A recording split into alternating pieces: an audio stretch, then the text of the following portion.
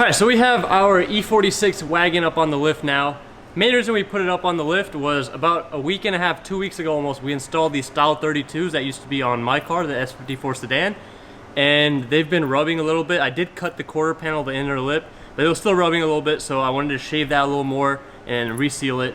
And also we've been having issues with the exhaust rattling when it's a cold start. So my theory is that the catalytic converter is falling apart.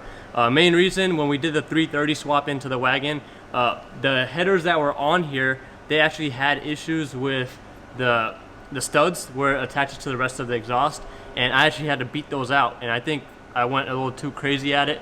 I was trying to get the studs out, and that motor was actually from an East Coast car, so they were rusted on there really bad. But we got it out, and I think in the process I probably damaged the cats or something of that sort, which is why they fell apart and now they're rattling. But that's just a theory. Once I pull the exhaust down a little more, we'll be able to tell for sure. What? Oh yeah, they're busted. If you look inside of here, this one might be a little bit harder to see, but the cat for this one is literally right there. It's not far at all. But on the other side, so this cat is a lot further up, and you can see a chunk of it just resting near the O2 sensors. Can you see it in the camera? So we're gonna end up putting headers on this car eventually, and this motor probably might not even be in here for another maybe year or two before we swap it in for something else. So for the time being, all we're gonna do is gonna empty the cat. It already has a Euro tune on it, so it doesn't even use the rear O2 sensors, which is probably why we don't have a check engine light on anyways. Since we are gonna be replacing the headers eventually, for now we're just gonna empty them out, put the exhaust back on. That shouldn't take but an hour, as opposed to replacing the headers, which would take a little bit longer. But let's get to it.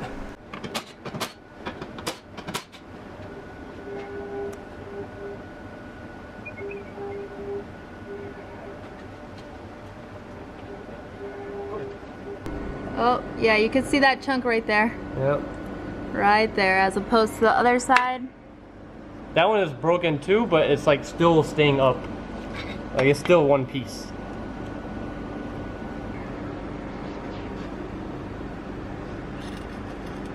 Right in there. So another side effect that we've been having of this issue, besides the rattle obviously, is that we've had very low gas mileage. So we're probably getting like 200 miles to the tank right now. And also you could tell that the power has been reduced quite a bit as well. So, and these cats, I don't think they have that many miles on them. I think it's probably at like 130,000 miles. But like I said, the main issue main thing that probably caused them to go bad was me hitting these studs out right here. I mean, I really had to heat them up and really hit them in order for them to come out, because drilling was not an option. It was gonna take me almost like friggin' 2-3 hours for each stud to drill, and all 4 of them were broken. When we first drove it, because we drove it all the way to North Carolina after the whole swap, and there were no issues at all. So this just started happening more recently. Yeah, so I lasted about how many miles after the swap? 20-some thousand. Yeah. They've done the swap, when was it, like October, November. So it's only been like a few months.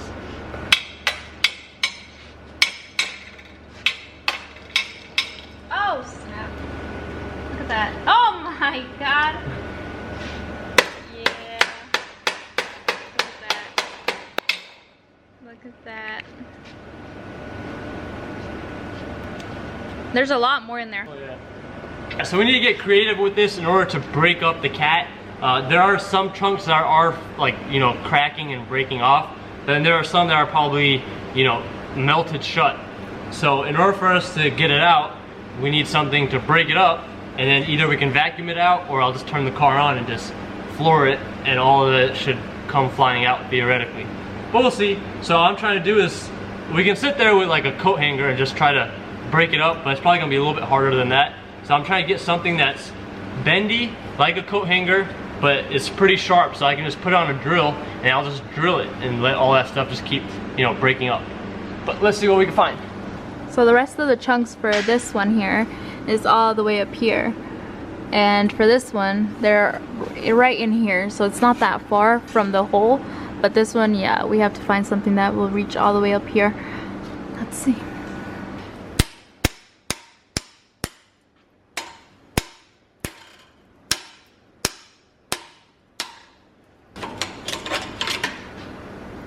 Let me see if I can. Yeah, you can see how clogged that is.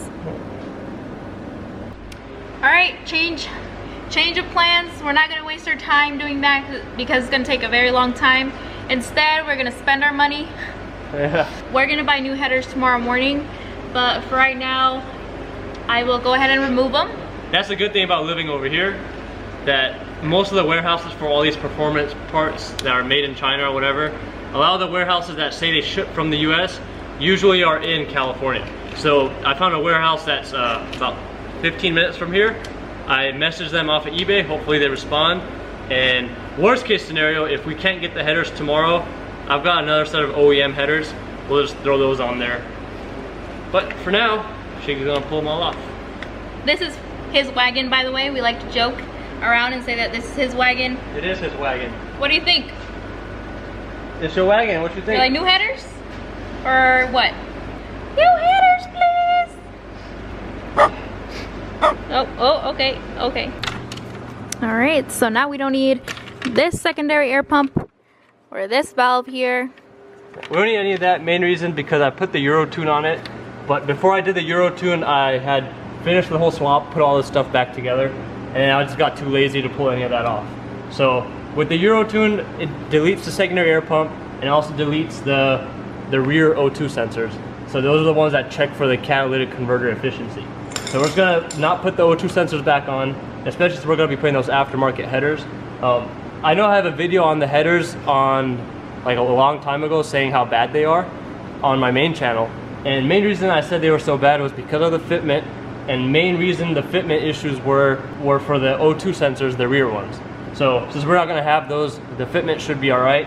I will try to machine down all the surfaces to get a very good seal, but we'll just see. I mean, and that was a lot, like so many years ago, Yeah, so like, they might be better now. We'll see. We'll see tomorrow. Yeah. Right? Alright, hurry up, take that off. Take it off, Fluffy, come on. Gotta work on your own car, boy. That's how we roll around here. Here you go. Come on. You can do it. Let's go.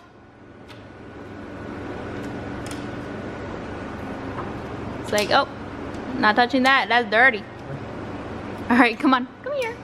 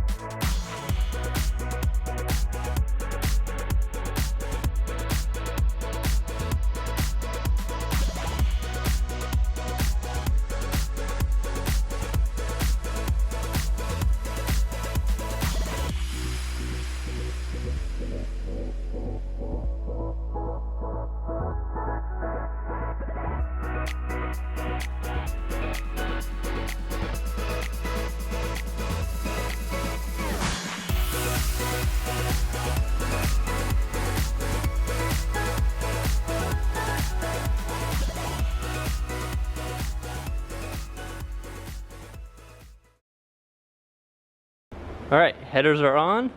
They didn't fit right like I had predicted, but I got them on somewhat as good as I could get it. I think I'm eventually going to take it to an exhaust shop and see what they could do with it. Maybe hopefully they could probably just cut the flange and, you know, twist it a little bit because it's actually hitting the transmission right now.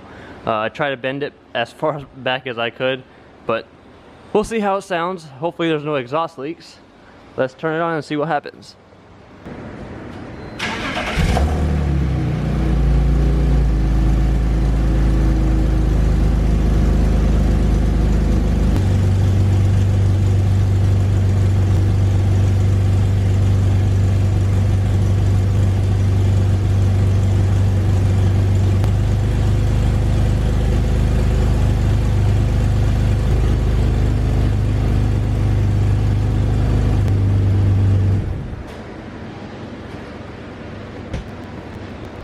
No surprise there, it's a huge exhaust leak.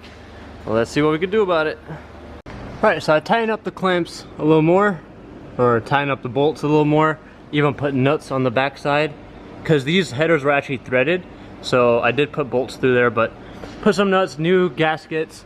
You can see that it's actually hitting on the transmission right here. Now I've put a piece of rubber there to hopefully quiet it down a little bit. My plan is to take it to an exhaust shop, have them either torch this section or do something with it, that way they can, you know, heat it up and try to bend it over where it should be. But we'll see. I did tighten this bracket back up. I did have to loosen it to get the flanges to line up. Besides that, I did grind that heat shield that's on the engine mount arm. I grinded that down a little bit just in case if it decides to hit, but it shouldn't. New manifold gaskets as well. But yeah, so these headers we got for $100 off of someone local. There were a few warehouses that had them in stock, but they didn't want to do local pickup, and we needed them as soon as possible. So we just got these. We'll see how we like them, but for now I think it should be fine.